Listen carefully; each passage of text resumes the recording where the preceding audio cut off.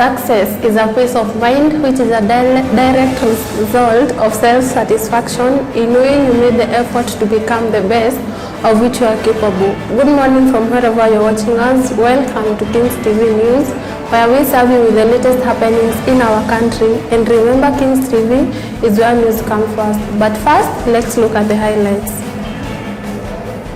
Treasury CS Njuguna Ndung'u presents Kenya Kwanza first budget for 2023-2024. More bodies found in Shakahola. Azimio la Umoja right to the Chief Justice Martha Koome. President William Ruto vowed that he will arrange a face-to-face meeting between Sudan's warring generals.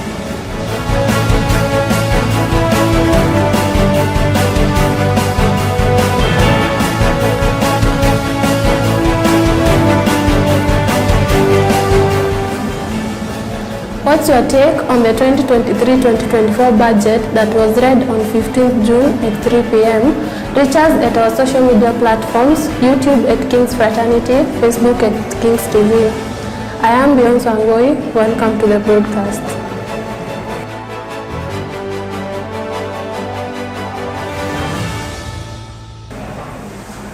Treasury CS Njuguna Ndung'u presents Kenya Kwanza's first budget for 2023-2024 at 3 p.m. which was read on 15 June in the Parliament. Mary Madenge reports. During the debate at the Parliament on 14th June, 176 members of Parliament proposed the budget, but the rest opposed. During the debate, the opposition coalition warned the Kenya Kwanza not to pass the bill using its numbers. Githogori MP Gathoni Wamuchomba opposed the government, saying that the Kenyan government is hardening the life of Kenyans due to high rate of economy and high taxation. For the welfare of the society and the just government of the people of Kenya, I rise to oppose. Some of the instances where the tax was increased, decreased, or remained constant are fuel tax that was 16% and still remains 16%, house levy that was 3% and now at 1.5%, content creators were being charged 15% and now at 5%, rental taxation that was 10% and now at 7%. Kenya new administration led by the President Dr. William Ruto presented the country's budget at the fiscal year 2023-2024. The budget aimed to address key development priorities while the grappling of economic challenges and external shocks. The budget estimated 3.68 trillion, making increase from 3.3 trillion in the previous year. The national government is allocated 2.3 trillion to drive economic agenda. County government received 385.4 billion to support local development initiatives, and public debts stands at 1.6 trillion. Education sector received the highest budget of 630 billion to improve country's education system. The TSC received 323.8 billion. Health sector received 141 billion to enhance healthcare across the country. Judiciary received 22 billion to support administration for justice, 3 billion dedicated to export processing zone EPZs. Infrastructure received 250 billion, fertilizer received 5 billion, fuel received 25 billion. Hustler fund increased and received 10 billion. Industrial parts received 4.7 billion and business sector received 13.6 billion. The government has a debt of 9 trillion and planning to borrow 718 more billion to sustain the economy needs concerning to the budget read yesterday. Despite all this, medical insurance fund was given to Police Services Commission and also education sector receiving the most and the largest amount of money. This is due to control the education system running in Kenya. Kenyans were still in the want and still in the need to pen down their views and data corrected concerning the financial budget that was read. Madenge Mary, Kings TV. More bodies found in Shakahola, raising the death toll to 303, while 65 people who were revealed and taken to the court to be charged with attempted suicide. Karo Karemi has more information on this. It is written and said that everyone has the freedom of worship, but does this freedom lead to one starving to death simply because of one's belief? Shakahola massacre was discovered few months ago, their leader being Pastor Mackenzie, urging his people to starve in order to meet the Christ. In addition, many families have been forced to sell their properties just to follow this cult activity. Most of them went into a hunger strike. Basically, they are not eating or drinking anything. Interior Cabinet Secretary Kindiki Kithure intervened and started the exhuming of the bodies. 303 bodies have so far been exhumed, while the 65 people rescued from the Shakahola forest are to be taken to court and charged with attempted suicide. And still with the trial facing them, they have refused to either eat or drink. Paul Mackenzie is being urged to talk to them in order to at least eat and drink something. Najua wewe ni kiongozi, sisemi wewe ni kiongozi wao, maana yale mambo mengine mpaka ushahidi. Wewe ni mtu, umekuwa mtumishi wa Mungu. Na mtumishi wa Mungu ni mtu ambaye ana wafuasi, ni mtu ambaye ni kiongozi katika jamii. Sawa sawa. Sasa mimi nazungumza na wewe kama kiongozi. Wamekubali kwamba wanaweza kucooperate lakini wasitolewe sense. Wabaki kule kule na watacooperate. Tena kila kitu kitakuwa sawa. Hakuna shida yoyote. Hilo ndilo ilikuwa ombi langu. Wapewe huo muda wa hizo siku 7 na kama hawaku-cooperate then unaweza kuelekeza sasa. Why are the believers still following him? And what did he do to them? Kings TV, Karemi, Caroline. We take a short commercial break. We'll be right back.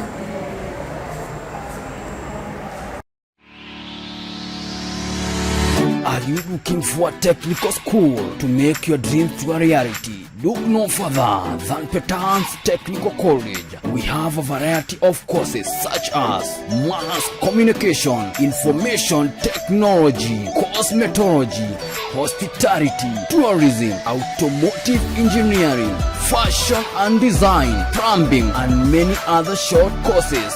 For more information, call us through 07-419-390 or visit us in Kiambu, Petans Plaza, Rimuru, Wamarema Building, Vika, Kihanya Building, Nakuru, Sokoni Plaza, Githurai 45, Wima Building, Ruiru, next to Ruiru Main Stage, Kayole, opposite Naivas Kanisani. Petans Technical College, training future technical experts.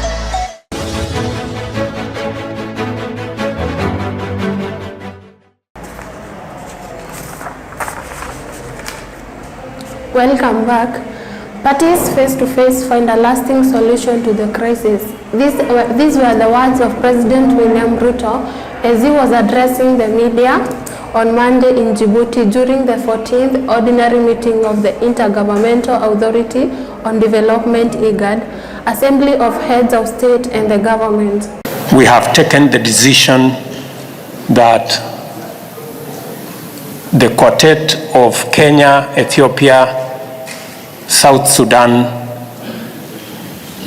and Somalia will in the next 10 days meet face-to-face with General Burhan and General Dagalo in a face-to-face engagement so that we can speak to them directly on behalf of IGAD with a view of stopping the war that is raging in Sudan, ceasing all manner of hostilities, ensuring that we have a commitment from them. In the session, Djibouti was picked as the new IGAD chair to be deputized by South Sudan. Present were the President Ismail Omar Guelleh of Djibouti, Salva Kiir of South Sudan, Hassan Mohamud of Somalia, and Prime Minister of Ethiopia Abiy Ali, and many others. President Ruto said a humanitarian corridor will be established in a fortnight to facilitate the delivery of aid. In the next 3 weeks, we will begin the process of an inclusive national dialogue, he explained. The head of state told the meeting that this will give the people of Sudan the right forum to discuss in their diversity the issues and the future political dispensation of their country. Azimio la Umoja wrote to the Chief Justice Martha Koome seeking redress of an order bearing nominated MP Sabina Chege. Mary Cahill reports. On June 13th, Azimio la Umoja wrote the Chief Justice Martha Koome seeking redress of an order barring nominated MP Sabina Chege removal as Deputy Minority Whip. The opposition coalition lays the issues with the removal, arguing that the violation were done in the National Assembly, which was denominated in Nairobi. The Azimio coalition cited on inclusion in the petition field when in excess it was the decision to remove Chege emanated from the coalition parliamentary group meeting. The battered minority whip was also not included in the petition, with the Azimio coalition saying was aimed to circumventing her. The political parties act with outside the judiciary of the High Court in party matters until internal matters are executed. Wetangula indicated that he cannot effect the changes by the Azimio coalition parliamentary group meeting given conservatory orders given on petition filed in Kiambu Court barring the changes. Wetangula ruled that the minority leader are seeking to have Chege replaced by Embakasi West MP Mark Wenjes will not take effect until the conservatory orders have been set aside. Mary Kehio, Kings TV. We take another short commercial break. We'll be right back.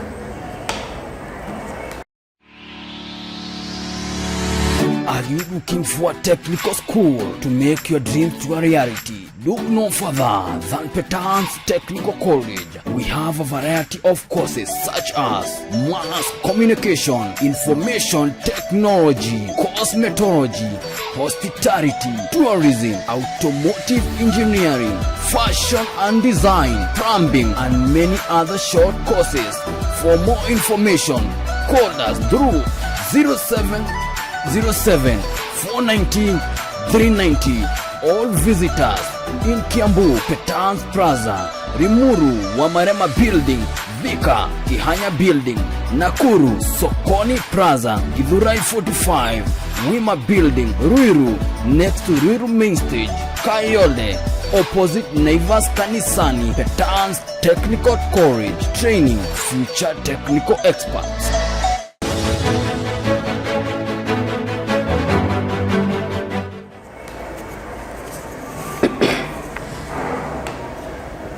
Welcome back. Daughter of personality Shiku Mwiruri and her friend Shanice Agose were rescued in Thika 8 days after they were kidnapped. Ivy Nanjala reports. Erika Mwiruri, the daughter of media personality Shiko Mwiruri, and her friend Shanice Agosa were on Sunday evening rescued in Thika 8 days after they were kidnapped in Westland, Nairobi. The two, who were kidnapped at Rafat Road in Westlands by a taxi driver, were found visibly weak and shaken. One room house in Mangu, Gatundu North constituency, police said. DCI detective from Thika West stormed the house, rescued the women, and arrested two suspected, Timothy Kerangu Nganga and Samuel at Goingwa area in Thika. The kidnappers had demanded 250,000 Kenya shilling from both parents, and the girls are believed to have been fed mandazi and water. Assorted crude weapons and fake motor vehicle number plate were recovered from the suspects. According to police, Erika, 26, and Shanice, 27, had attended a house party in Westlands, after which requested a ride to Kilimani via the Bolt taxi app. But when the ride arrived along Rafat Road in Westland, had they got in, the driver threatened them using a hammer before speeding off toward Thika. On Sunday, Erika and Shanice were reunited with their relieved parents and rushed to the hospital for medical checkup. Hours after they had been kidnapped, Shiko Mwiruri took to Facebook to share the harrowing story of how her daughter Erika and her friend Shanice were abducted by a taxi driver. Reporting from Kings TV, Ivy Nanjala. President William Ruto attended the 22nd COMESA Summit in Lusaka, Zambia, which its aim was to bring together leaders from various countries. Samuel Shage reports. President William Ruto attended the 22nd COMESA Summit in Lusaka, Zambia. The summit was to bring together leaders from various countries to discuss on integration in the COMESA region as well as matters on peace and security. The theme of this year's gathering was all about economic integration, value addition, and tourism. We have also positioned Kenya and are championing for the radical repositioning of Africa as the clean, green, young continent of the future in order to exploit the opportunities arising from global transition to green industrialization and to transform the challenges posed by climate crisis into opportunities to lead the next industrial revolution from Africa. The reason as to why they chose this theme is to address the prevailing regional, global economic and trade dynamics, including the effects of COVID-19, which especially affected tourism. COMESA is the greatest regional economic organization in Africa, with 19 member states and a population of about 390 million. Also, COMESA has a free trade area with 19 member states and launched a custom union in 2009. Samuel Chege, Kings TV. We take another short commercial break. We'll be right back with health news.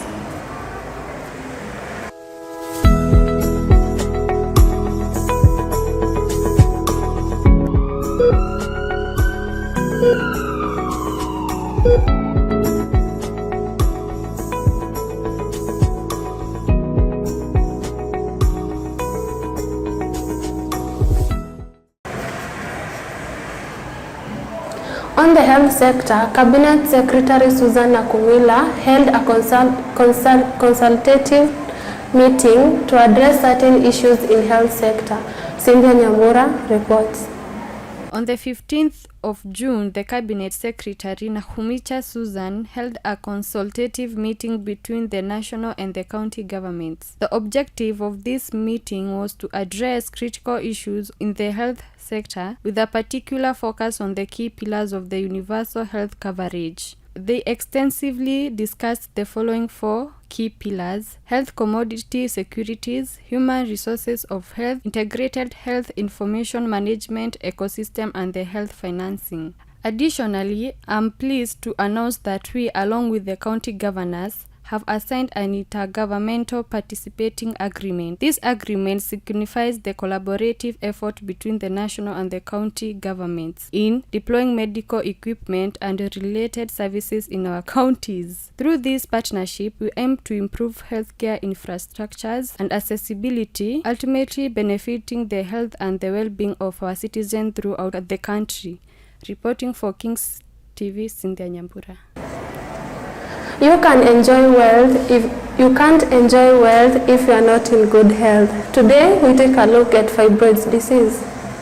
You can't enjoy wealth if you are not in a good health. Today on the Health Line, I will journey with you and know more about fibroids. Fibroids are abnormal growths that develop in or on the uterus. According to the Office on Women's Health, around 20% to 80% of women have them by the age of 50 years old. However, most people don't have any symptoms and never know they have fibroids. Symptoms of fibroids may include heavy bleeding between or during your period, menstruation that lasts longer than usual, increased menstrual cramming, swelling or enlargement of the abdomen, pain in the pelvis or lower back. A couple of different factors may influence fibroids formation. 1. The hormones. The ovaries produce estrogen. This hormone causes uterine lining to regenerate during each menstrual cycle and stimulate the growth of fibroids. 2. Family history. Fibroids may run in the family. 3. Pregnancy. Pregnancy increases your body production of estrogen. Fibroids may develop and grow rapidly while you are pregnant. Fibroids can be treated through various ways, such as exercise, e.g. yoga. Avoid meat. Instead, you can eat vegetables and fruits. 3. Medication such as Lapron Depot. Reporting for Kings TV, Cynthia Nyambura. We take another short commercial break. We'll be right back with business news.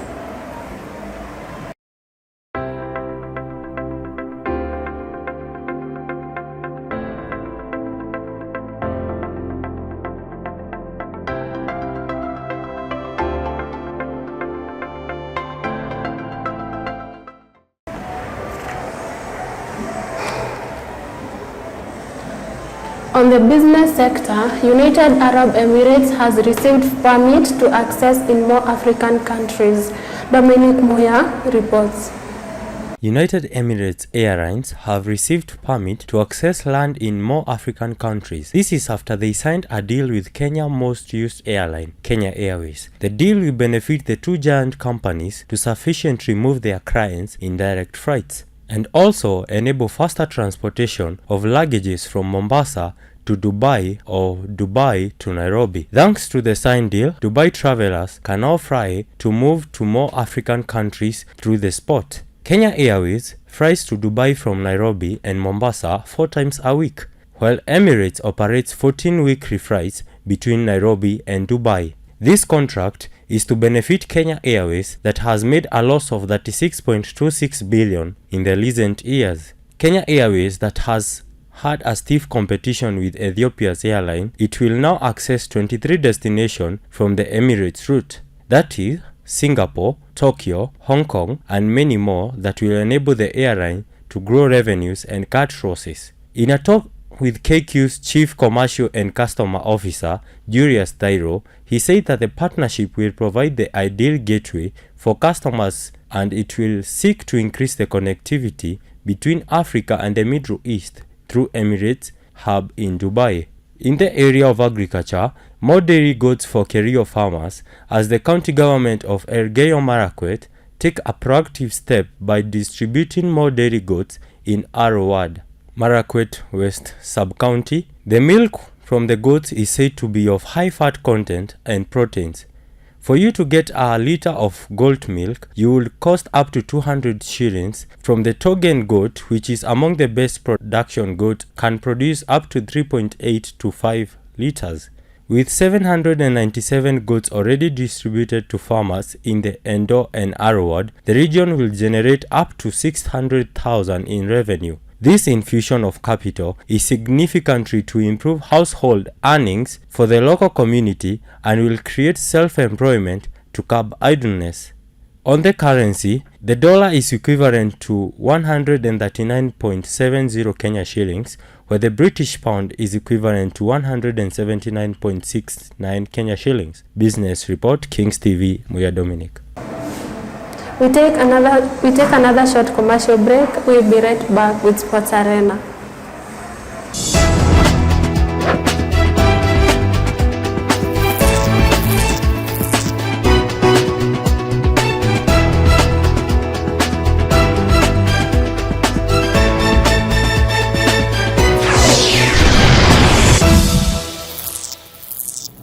It seems athletics is the cash crop of sports here in Kenya.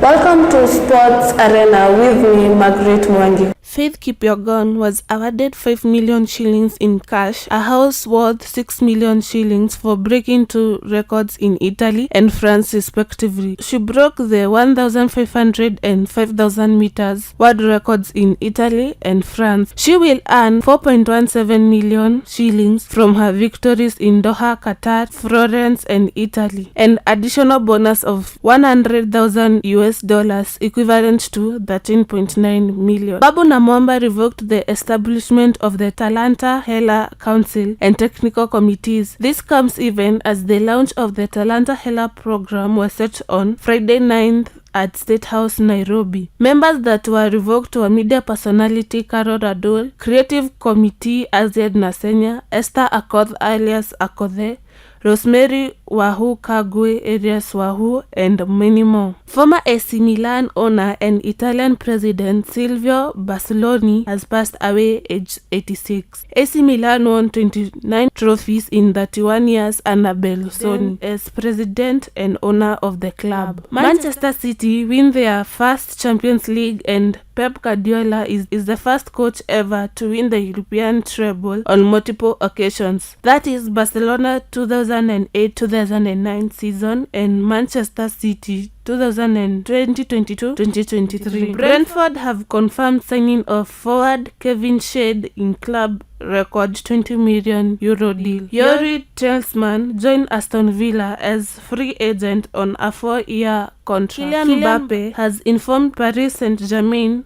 of his decision, he will not trigger the player side options to extend contract until 2025. It will expire next year June. Harvey Simons had a fantastic season at PSV, but Paris Saint-Germain have a clause bring him back for a very cheap fee. Arsenal are in close deal to extend William Saliba contract for the next year. That has been Sports Arena with me, Margaret Mwangi.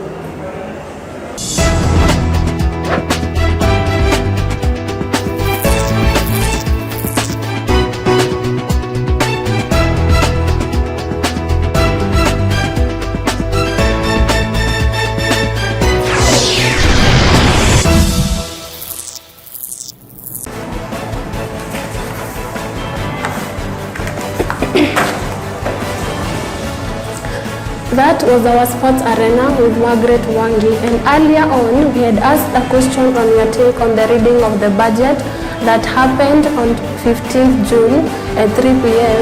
and on our comment section, Benedict Wambua posted and said, the government says the housing levy will create jobs for the youth. What about graduates who have not pursued building and construction courses? Thank you for being with us, and many thanks for our technical team. We have come to the end of our news bulletin.